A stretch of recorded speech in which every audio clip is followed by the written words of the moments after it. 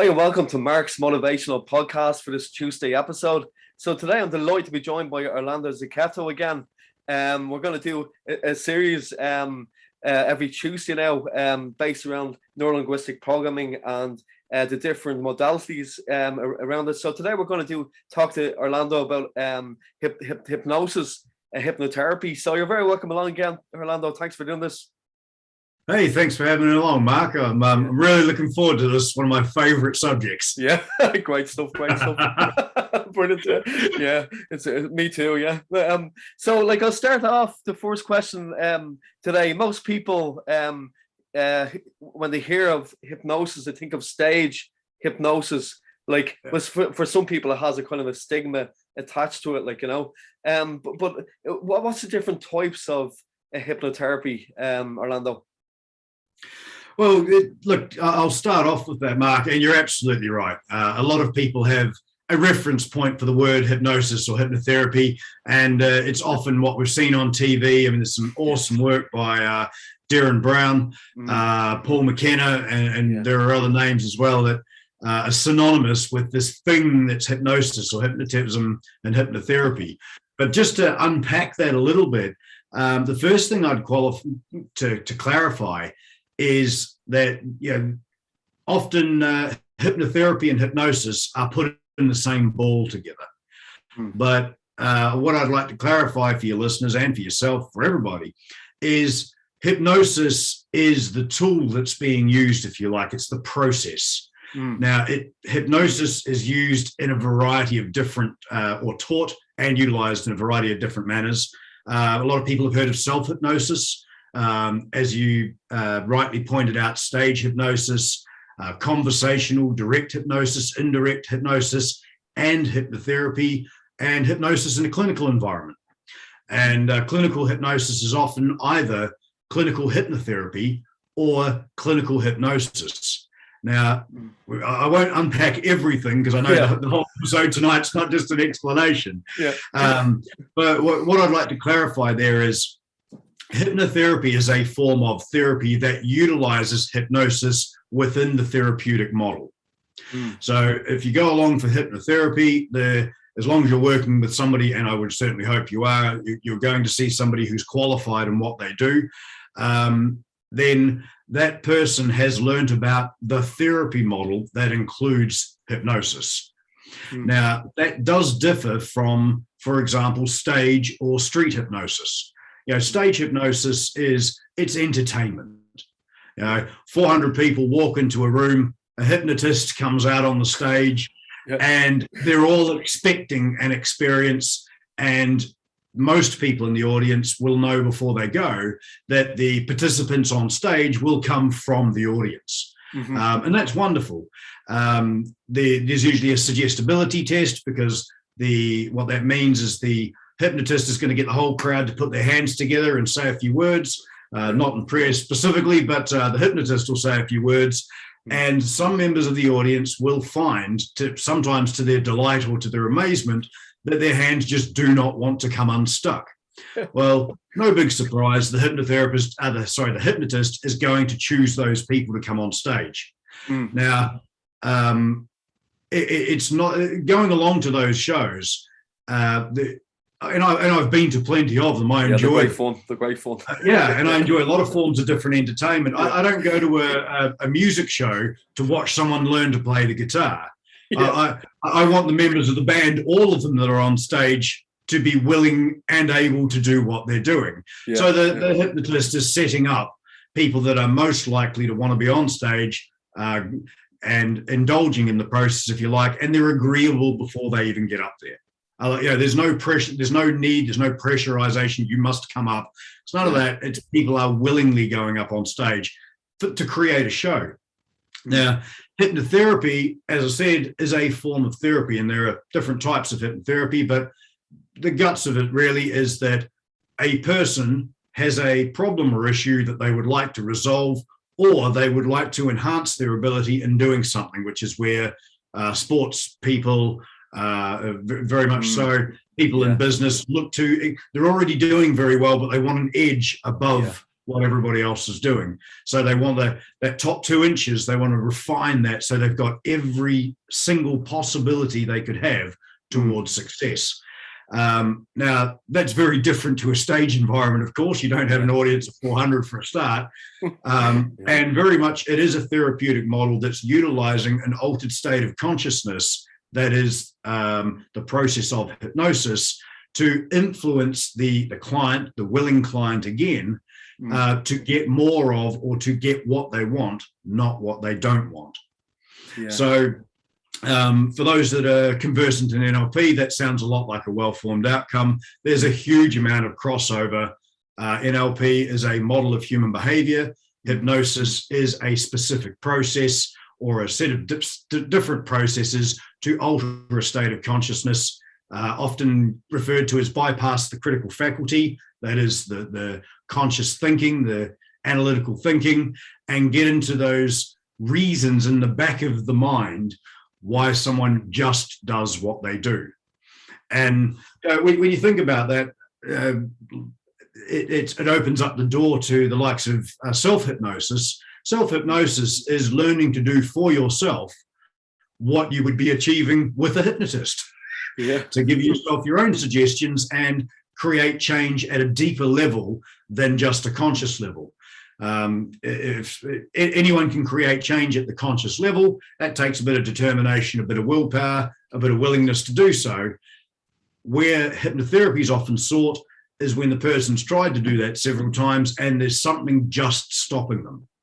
Well, they know that it's something inside themselves, it's something going on, but they don't know how to overcome it or get around it. And that's where we start looking for an unconscious solution to a problem which is outside of conscious awareness. Makes sense. Yeah, definitely. That's great. That's a great explanation. Thanks for that, Orlando. That's brilliant. So moving on to the next question there is, what types of problems can hypnotherapy help people with? Like what different things would you say people come to you or use other hypnotherapists for? Well, look, there's some really commonly advertised, for 30, 40 years now, stopping smoking, weight loss, sports performance. These are more commonly known, as it were, than many other uses. In recent times, with the advent of governments, councils and businesses taking an interest in well-being, hypnotherapy is being utilized more obviously for stress, anxiety. Sometimes I hear it termed as first world problems, but we do live in a first world, so we're going to have problems. But more to the point, there's a huge range of different things that can be overcome. I'm aware of clients, not of my own clients, but I'm aware of clients that have overcome paralysis. I've successfully worked with clients with post-surgical amnesia that is from having often related to an older generation due to chemical anesthetic. Often there's amnesia to some degree that usually rectifies itself over 3 months. I've seen that process dramatically sped up, and in a couple of clients, one specifically I'm thinking of, where 9 months later, no recall had returned for a certain set of information. Wow. After working together for about 3 months on and off, not every day per se, it was maybe 6 sessions over that 3-month period, the ability to rebuild that memory and find other ways to connect back was achieved.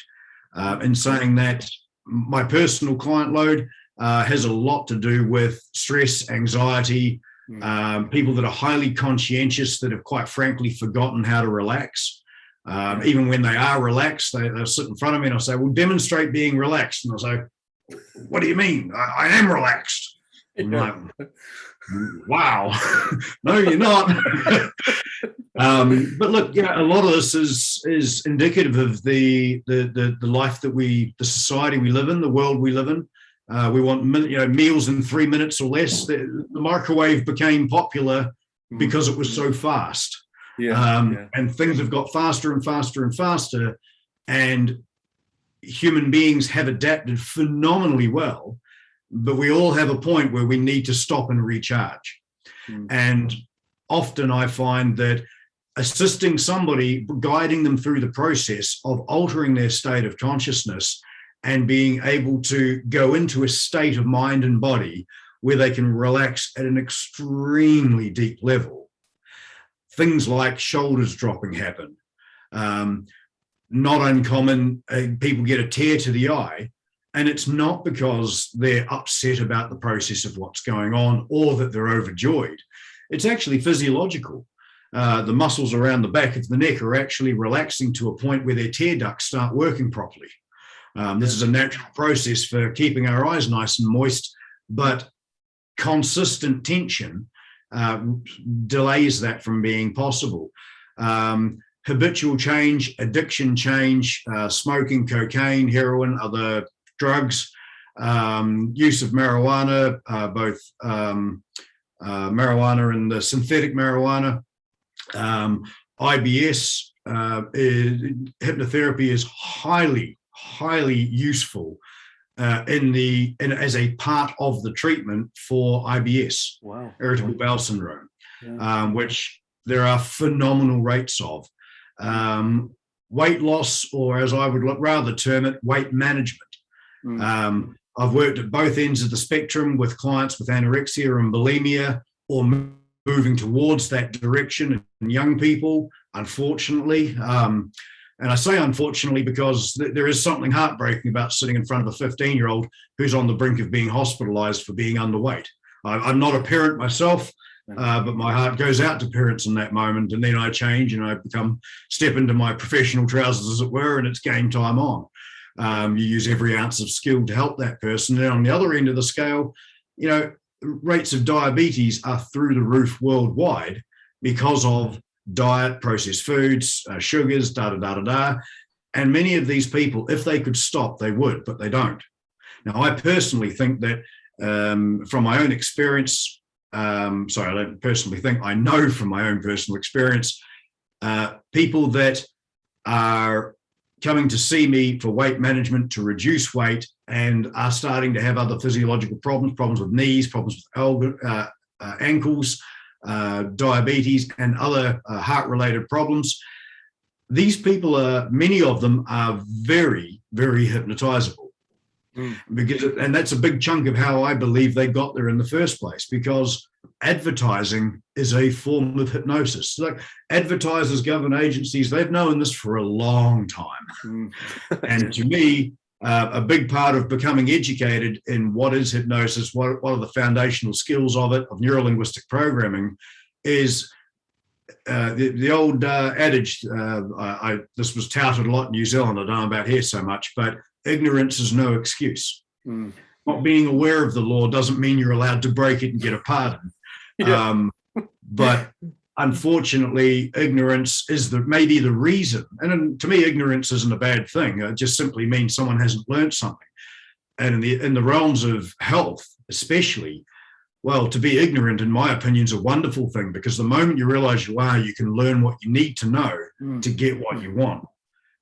Whereas a person that remains ignorant of what it is they need to know, they're in trouble, man. Like, how are they going to ask for help if they don't even know what to ask for? So the range of things that can be assisted with, I'm hesitating legally to say the word cured, but the range of assistance, like for IBS, for example, on average, clients report a 50 to 100% reduction in symptoms. I've never worked with a person with IBS that's come back and said, well, that was an absolute waste of time. Nothing's better than it was. Nothing's changed. Now, I am not advocating that all IBS can be cured with hypnotherapy and it's all in someone's head, There's humans are a lot more complex than that. In saying that, hypnotherapy and hypnosis are phenomenal tools for helping people self-manage levels of anxiety, levels of stress, levels of comfort, levels of relaxation. And anyone that's ever suffered with IBS or knows someone that has, there's good reason sometimes to be anxious. Yeah. And that state of anxiety, that perpetual readiness, it's a bad plan. It's not good for health. Every single client, I'm really failing to think of one client that I've had in the years that has not received benefit from the simple fact of learning how to use an altered state of consciousness to enhance their relaxation and well-being. Funnily enough, when people start sleeping better, that's another big one. When people learn to take mini breaks, learn to take effective rests, and as a byproduct or as a direct cause, they end up sleeping better, other problems just drift away. Yeah. Well, there's a reason the military in most countries for years has used sleep deprivation as part of their training, because it puts a human being under massive strain. Well, for somebody that's just living their life under that form of strain, that may be presenting as a symptom of their problem. But when you start treating symptoms, funnily enough, problems start going away. Treating symptoms is a good plan. The root cause, that's another plan, but there's no reason why we can't do both at the same time. And I think that using every resource that we have, medical, complementary therapy, food intake, using every resource we've got to increase our health and well-being, I think that's a lot smarter than just going one's better than the other and arguing about it all day. Yeah, exactly. No, that's great. And thanks, that's really helpful around this listening, especially with kids with like food problems, like with anybody dealing with any kids that have anorexic, or like to know that they can do that, they have a place to go that can kind of bring their children to for help. So they might not have known that. I didn't know that myself. So thanks a lot for saying that. And then another thing that I found really helpful is interesting was the sports psychology and the thing as well. Hypnotherapy as well. That's really, really good as well, because I had a snooker player, Fergal O'Brien, on the podcast before, and it really helped him, like the hypnosis, or not, like for the sports psychology side of things. So would you like to talk a bit about that, Orlando? Well, I'll talk a little bit about it, but not in great detail. It's not my area of specialty. However, in saying that, it captures my imagination. I do have friends that work in sports as a specialty. The examples of it through time, the first one that comes to mind is Mike Tyson. Not everyone's favorite sporting person, but as a teenager, his coach had him seeing a hypnotist several times a week to produce what they wanted as a mindset. You think about it, a boxer walks into a ring. They're in a very different state of mind when they walk into that ring. And often you can look at the boxers before, or MMA fighters, as many of them are now, you can look at them as they go into the ring, and you can start laying bets based on what state of mind they appear to be in. And you can be consistently quite correct. They're in a very different state of mind than they'd sit down and have breakfast with their children, for example. They're going to manage pain control. They want to distort time so that they can see things coming. They want to be able to see multiple perspectives at the same time. Muhammad Ali used to was famously quoted, and I'm probably going to misquote him here, but you'll get the gist, that he used to watch the fight from 5 different perspectives, whichever was most useful: the 4 corners of the ring and his own. And he was using a form of very focused attention to decipher what the opponent was doing. That takes a state of consciousness outside of pure conscious awareness. Our conscious mind just simply cannot work that fast. But our unconscious processing, which, in the mind, we've got the conscious, the unconscious. To me, it's one mind. These are different forms of processing. And the rate and speed that we can process things consciously, when a bug flies towards your eye, it's the unconscious process that snaps the eye shut. It's the conscious mind that opens up the eye to go, wonder if it's a bee or a wasp. Well, this is neurological. Our brains are designed to look after themselves and lower energy use. The brain uses a lot of the energy that we take in. I forget the percentage, whether it's 60 or 70% of our energy is used by the brain. The brain, as a survival mechanism, wants to make things as low energy requirement as possible, which means making things familiar and doing them automatically. And, when we think about it like that, well, this hypnosis thing is not a thing. It's a process. Yeah. And it's one that every human being has come across at some stage in their life in some way, shape or form. But I might be jumping ahead a little. No, that's great. No, that's really good. Thanks for sharing that with everybody. That's really, because I know that was something that I had an interest in. That's great. And moving on, do you think everybody, in your opinion, can be hypnotized? Can anybody be hypnotized? In my experience, yes. And at this point, I think it really does beg to define what is hypnosis, which is kind of where I was just going. Hypnosis is not a thing. You don't go down to the supermarket and buy 50 milligrams of hypnosis to feel better. It doesn't work like that. It's not a product. You can't get a box of it. But it is a process. It'd be very popular if it was. It absolutely would probably be more popular because suddenly if it was a pill, maybe it would be easier and quicker. But the fact is, it is that easy and it is that quick, and we've all done it before. Milton Erickson, who was often touted as the grandfather of hypnosis, or at least of Ericksonian hypnosis, he was a medical doctor and a hypnotherapist and a psychologist in the 50s, 60s, 70s.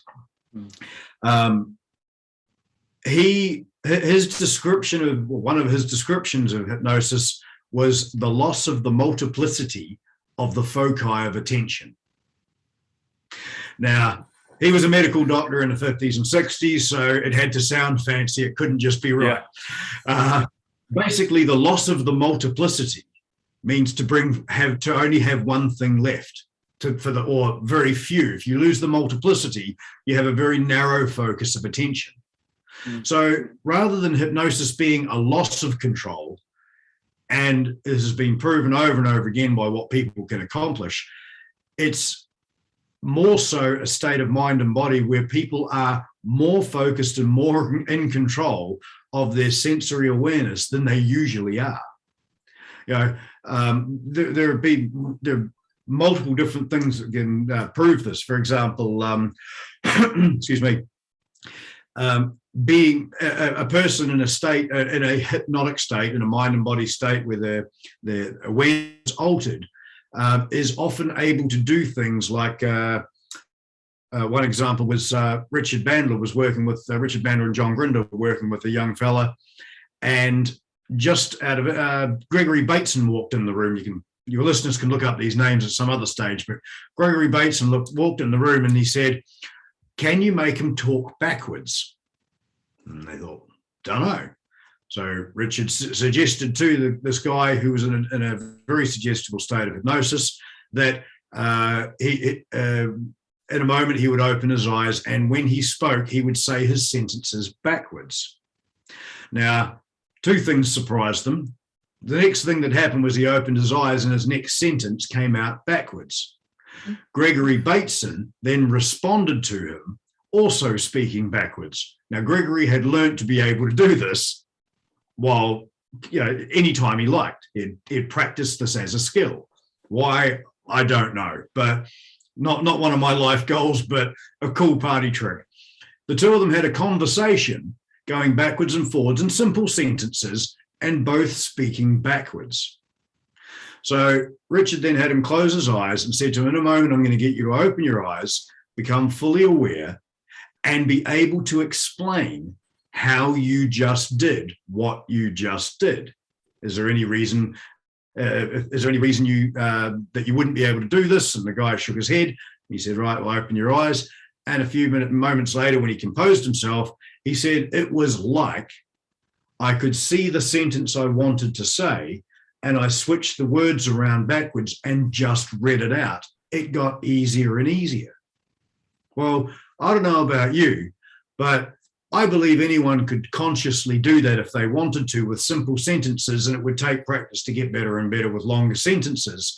But to be able to do it at the drop of a hat, seconds after having it being suggested, I've played with this with several people. No one's been able to do it. Yet in a state of hypnosis, he was able to do it at the drop of a hat.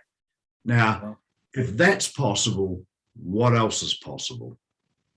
And to me, that's where it gets really interesting. Now, this is all direct hypnosis, where one person's the operator, if you like, one's the client or practitioner and client. There's a lot of work done by stage hypnotists in their introduction.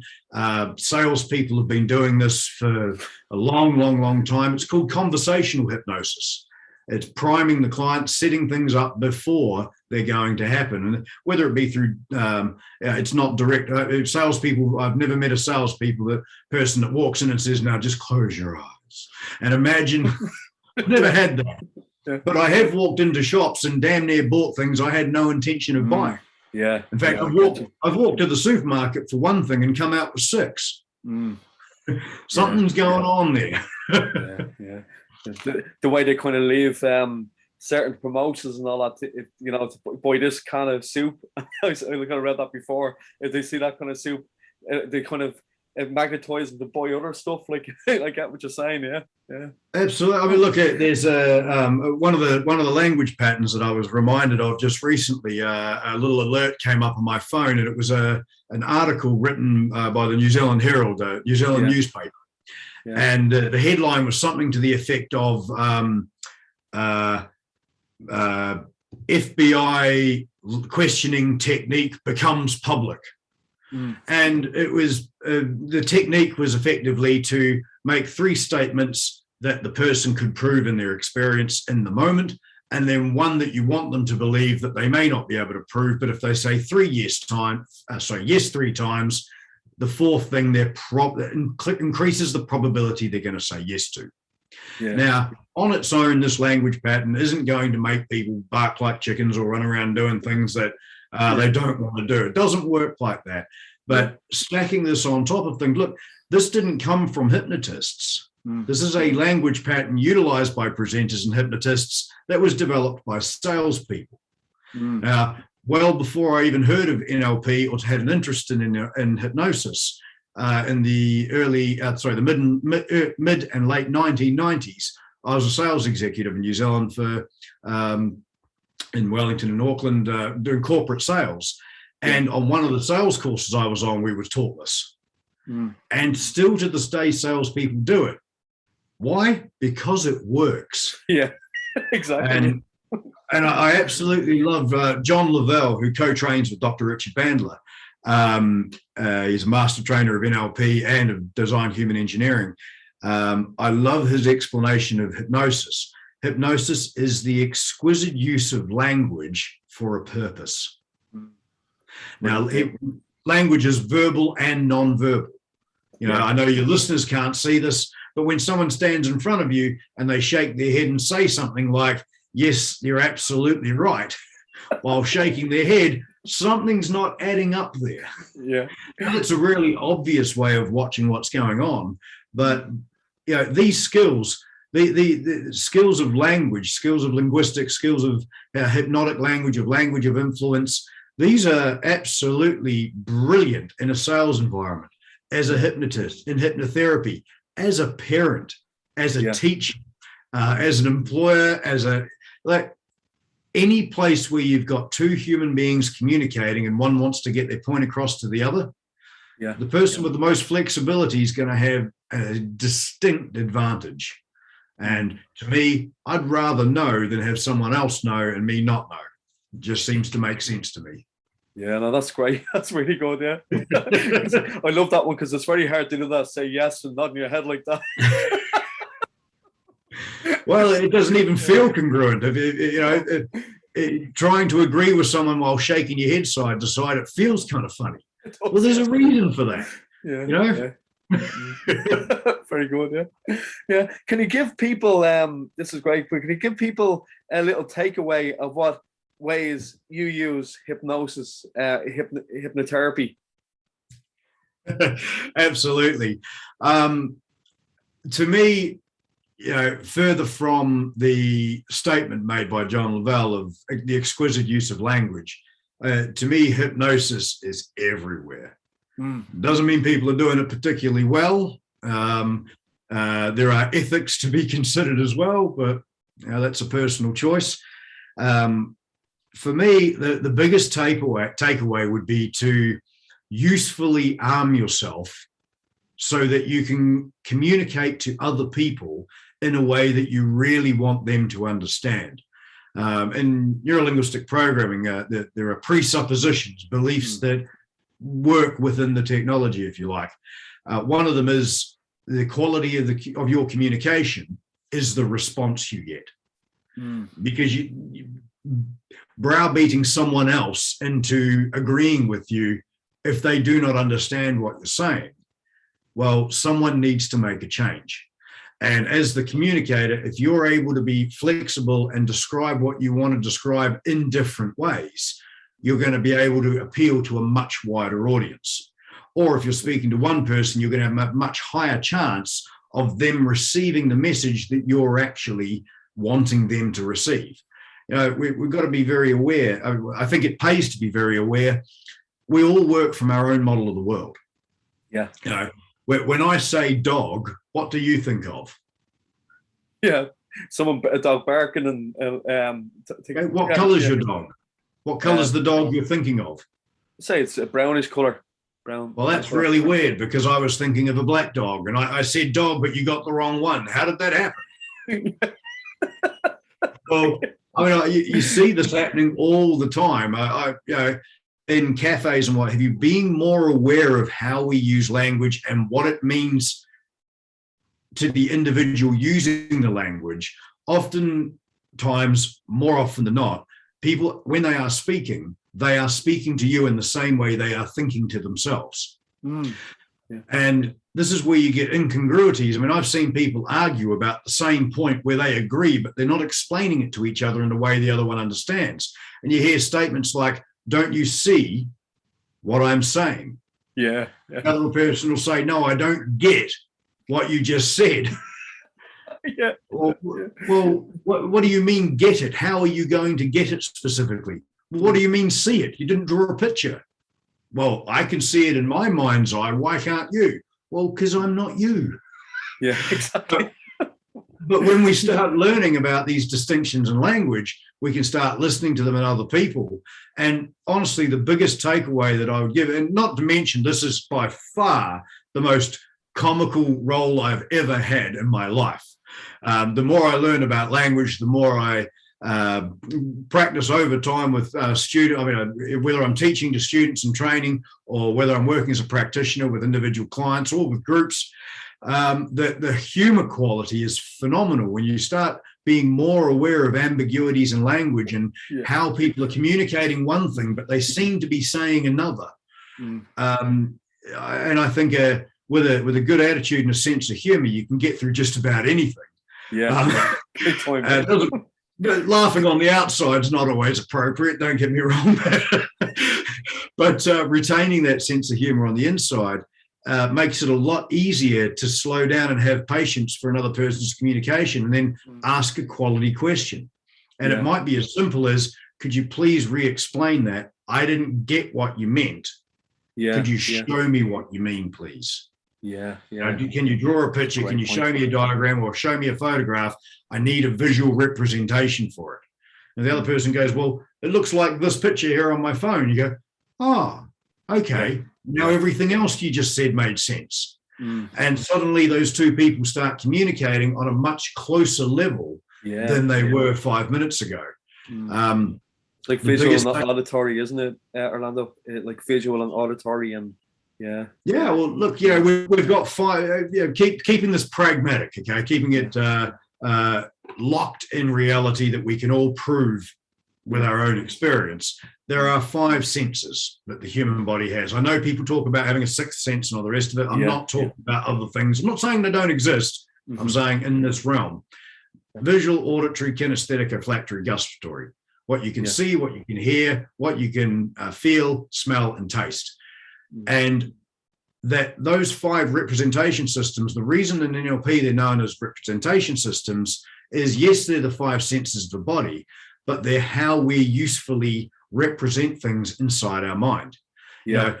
The classic story of at the scene of a car accident is a police officer, and there are 10 witnesses. Yeah. The officer gets 10 different statements, Mm. and people will change the color of the car. They're not necessarily lying. It's just how they remember it. Mm-hmm. And the officer has to go through and pick, and from those 10 statements, figure out what was most likely to have had happened. Mm. Now, if they actually have video evidence, they'll find that none of the 10 statements are verbatim. There's always incongruities from someone's experience because, of course, we see, hear, feel what's going on in the moment, and all that information comes in through our senses. Keep in mind, 2 billion bits of information are estimated to be human beings are aware of per second. 138 of them we're consciously aware of. The other 1.9 whatever it is billion, we're not consciously aware of all of that information per second. So all this information comes in through our senses, and then we code it in a certain way, therefore it becomes of memory. Mm. Now, we've taken this massive amount of information and we've coded it down to this. And then when we get asked about it, we dive all the way down into our mind, into our memory, we pull up this and we explain that.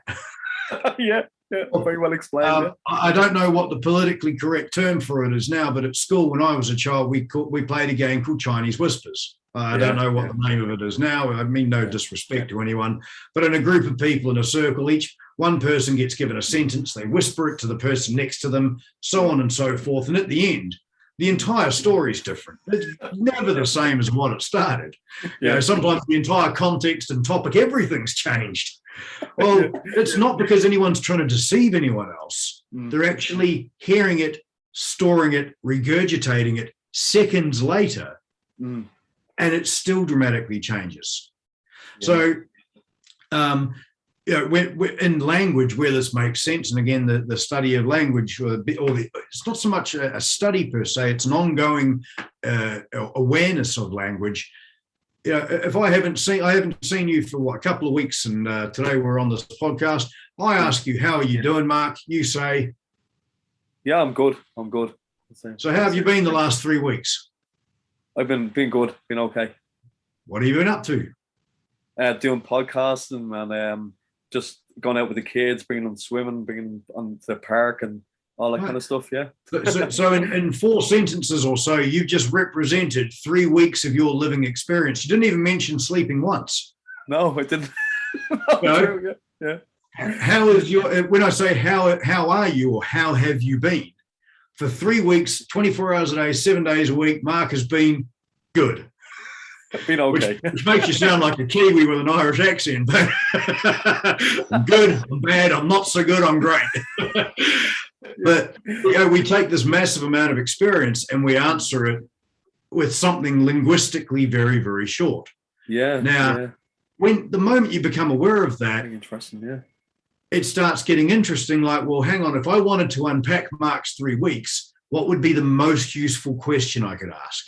And then the next most, because there's a plethora of questions I could ask, but what depending on what the goal of seeking the information is, will depend on what's the most high quality question. Now, when I'm working with clients, when I'm working with groups, I use the same process, specifically when I'm working one-on-one with a client. If the client walks in and says to me, I have anxiety. Now, I could ask them, why have you got anxiety? And they're going to say, because blah, blah, blah, blah, blah. Okay, no disrespect, but I'm going to get a big long-winded because. If I ask them, what are you anxious about? They're going to give me an answer of what they think they're anxious about. I still got no idea how they're doing the problem or what the problem is. But if they say to me, well, I have anxiety, if I say to them, where? Where have you got anxiety? Oh, well, I mainly have it in the car. No. What, do you leave it in the boot or have you got it in your body? Oh, well, it's in my body. Whereabouts specifically? Oh, now suddenly they're looking for something they haven't looked for before. This is new information. This is called thinking. Richard's latest book with Owen Fitzpatrick and Glenda was written called thinking on purpose, good plan. Because a lot of the thinking that we do is actually remembering. You know, I've been thinking about this over and over again. Well, have you really? Or have you just had the same thought 30 times? Because thinking is a present and future tense activity that includes creativity, that is, changes, differences. And the moment you ask a question that encourages a client to look at their problem from a different perspective, suddenly they may gain a new insight. And that unto itself can be absolutely mind-blowing for people and really, really useful. It also gets them to go inside their mind. And when people do go inside there, that's a good time to remind them they can close their eyes and just start breathing a little slower. Yeah, no, that's or other language. Yeah, no, that's great. That's very, very, very interesting. Like, you know, thanks for sharing that with all the listeners. That's great, Orlando. Thanks very much. And You're welcome. Yeah, that's great. And just another thing there. I found it great when you were showing how to use hypnosis in hypnosis in pairs in the meetup every Thursday. Like, I found that really, really good. Where can you explain how that works? I just thought that was great. Your way, me and somebody else were hypnotizing. So we both had different ways of doing it, and it actually worked out really well. Like, do you want to explain how that works, please? Absolutely. Look, the group you referred, every Thursday evening, I host an open NLP and hypnosis meetup, and each week we cover different topics, we do different things. And usually most evenings, sometimes we have guests, but most evenings we have a particular topic, and that particular evening you're referring to, we were doing one of my favorite exercises, which is double induction hypnosis. Now, double induction basically means you've got two people talking, one person listening. So both sides of their brain get to go on fire at the same time and get absolutely confused and in wonderment, and off into a deep trance they go. That's often the use of double induction. On the group for that exercise that evening, the reason that I used that, and I do enjoy it as an exercise as a participant myself and guiding the group, is because that group, I mean, we've got people that have got 10, 20 years experience in the group. We've also got people that it's the first time they've ever heard about it, so they come along just to find out. And all levels are welcome. That's cool. Well, I'm pretty aware as the host of who's in the room. I know most people because they send me an email to join it, so I know who they are to a degree. Yeah. And I usually do ask, have you had any experience, blah, blah, blah. This is not a test. There's no requirement. But when we're doing an exercise, I'm not going to put you on your own with someone so that you can feel bad. You know, you had plenty of that at school. You know, yeah. We're all adults now. We get to be nice to each other. So the reason that I use the double induction as a regular exercise is 3 people go into a Zoom breakout room. One person's going to be the client, and the other 2 are going to do the hypnotizing. Now, I will usually, as best as possible, I will match people up to someone that has a higher level of confidence and competence with someone that's never done it before or has a lower level of expertise, or they've done it less, or they're just not feeling that great about it. They haven't used the skills a lot.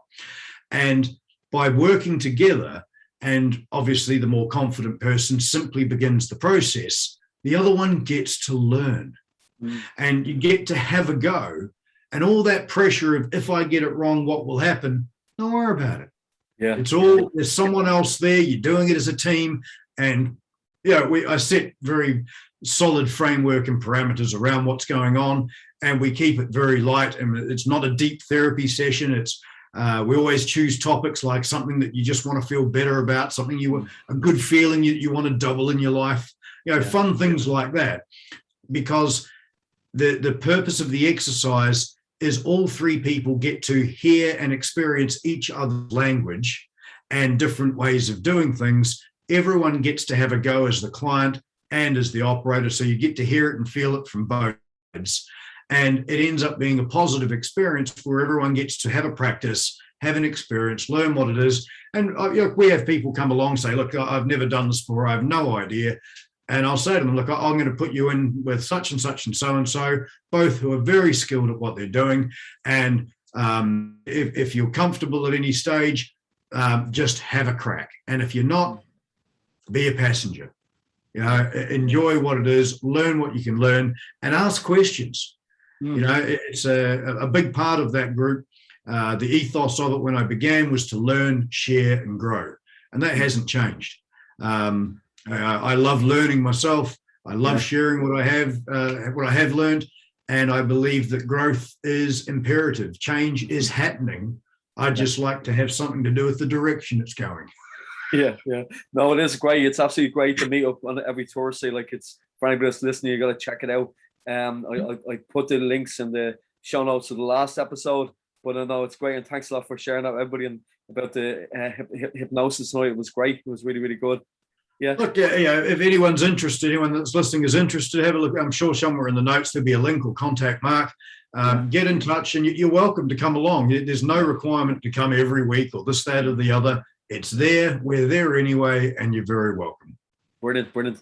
Yeah, just one last thing. Thanks a million, Orlando. What I might probably talk about the next time, if it's okay with you, timelines and anchors. In your opinion, would timelines be a form of hypnosis, or is it a hypnotic state, do you think? Yes. Yeah, I was thinking that. Yeah. When we think of it, to further expand our definitions on hypnotic state, if a person is visualizing something and they find it easier to close their eyes, and they imagine a line in which they're on, and it's their timeline, and we'll discuss more of what that is in the next. I'm very happy to go into it. Another one of my favorite subjects. Yeah, it's great. Me too. And they imagine floating above a timeline and going back in time and going forward in time and learning new resources. This is a little different to the normal waking state that they eat their breakfast or drive to work in. It's a great lead-in. It's a very comfortable lead-in for people to experience an altered state of consciousness, to experience what they can achieve in a closed eye process or hypnosis or a meditative state. Many pathways to the divine. All of these different things are descriptions of a very similar state of mind and body. And there is not one hypnotic state. There's lots of different things that human beings can do with their mind. I mean, there are people that comfortably stick hooks through their skin and get hung off things and lay on beds of nails and walk on broken glass. Now, none of those are life goals for me. No. But if you ever see a video, and you can find this on YouTube, find a video of someone doing that. They're not having a conversation about the most painful things in life vividly with somebody else. They're usually in a very calm, very quiet state, often staring off into nowhere while it's happening. Well, that's a state of mind and body which I would call a trance state. They're in a kind of trance. Anyone that's got children knows what a trance state looks like. When a child is watching TV and they are immersed in that television program, sometimes you can scream and yell and jump up and down and they do not hear you. Yeah, I know.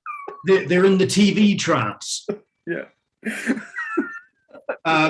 For a lot of adults, myself very much included, we've experienced the driving trance, where you're driving along. I used to drive from my house into town all the time to go to the supermarket, and I'd end up at one of my clients' businesses. I missed the supermarket completely. How did that happen? I know, yeah. I was driving perfectly safely, but my direction went this way instead. Oh. Yeah. Well, the timelines are, the concept of timelines aren't real, by the way. No. They're an internal representation of a concept. It's called a thought or a memory, and they are as a concept. It's an extremely useful planning tool, changing tool for creating personal development, personal change, for sorting out things in the past without content, which is one of my favorite things to do. A large portion of my client list or client grouping, if you like, are ladies that have had issues in the past of some degree. And unfortunately, a lot of it's quite nasty, and a lot of it, I wish it didn't exist in the world. It's part of my job I'd happily be redundant in. but unfortunately, it's very common. And one of the main pieces of feedback that I get, because a lot of people question me, especially the women that come to see me, they say, my friends suggested you, but I feel a bit funny speaking to a man because of the content of what we're going to be working on. And I'll say to them, well, number one, you probably won't be doing that much talking. I'll be doing a lot of it. If you haven't noticed, I don't really shut up that much. Number two, whatever you're coming to see me about, we do not have to discuss the content of it. We can work structurally. I don't know what happened. Yeah. Now, that is a very different approach to sit on the couch and tell me all the worst experiences of your life so you and I can go through them. Yeah. It's just not my style. No. People know what happened to them. They know where things got screwed up. They've probably been over it 1,000 times since and then still not feeling better. 1,001th time isn't going to help anymore, I don't believe. Doing the same thing and over again and expecting a different result, definition of insanity. Mm-hmm. But working on it structurally and making changes at an unconscious level, and then being able to an hour later think back to that memory, and either it's so distant they can hardly remember it, or they're aware of it, feelings detached, so they can still learn from it and be safe in the future. I think that's a good plan. Right. In the words of Dr. Richard Bandler, a lot of the work that we do is help educating people in how to use their brain for a change, to create change, to help people get smarter. We don't need to help anyone get dumber. Yeah, exactly. No, this has been absolutely brilliant tonight, Orlando. Thanks a million for discussing this with me and giving some great tips for the listeners as well. And I look forward to the next time talking about timelines and some anchors as well. That would be brilliant. Hello, can you hear me? Oh, I'm here. Can you hear me okay? A moment there. Sorry, that might be my end. Yeah, I know. I'm looking forward to next time talking about timelines and anchors as well. So thanks a million again, Orlando. You're very welcome, Mark, and thank you everyone for listening and watching. Look forward to seeing you again very soon. Thank you. Take care. So thanks everybody for tuning to today's podcast, Mark's Motivational Podcast, this Tuesday. So listen, enjoy the rest of your week and look forward to talking to you next Tuesday with Orlando, and tune in on Thursday for new podcasts. Take care. Thank you.